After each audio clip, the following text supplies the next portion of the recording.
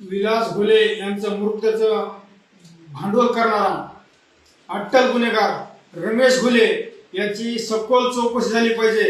रमेश घुले हा खूप मोठा गुंड आहे, अट्टल गुन्हेगार आहे। पोलीस रेकॉर्डवर याच्यावर 12 पेक्षा जास्त गंभीर गुन्हे दाखल आहेत।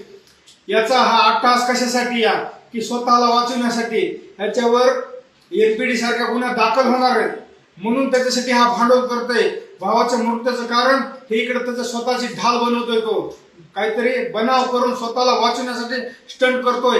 याने अगोदर बजरंग धनंजय भैया देशमुख यांच्यावर आरोप केला, नंतर खासदार बजरंग बाप्पा सोनू यांच्यावर आरोप केला, नंतर त्याच्या मुलावर आरोप केला। अगोदर रमेश घुले यांची कॉल हिस्ट्री याचा सीडीआर काढला पाहिजे। याला कोण बोलवलं होतं, याचा बोलवता धनी कोण आहे, हा बोलत नाही, ह्याचा बोलवता धनी दुसराच कोणतरी आहे। आणि याने याच्या अगोदर आवादा कंपनीमध्ये जी पहिली खंडणी मागितली, पहिली खंडणी मागणारा हा रमेश घुले।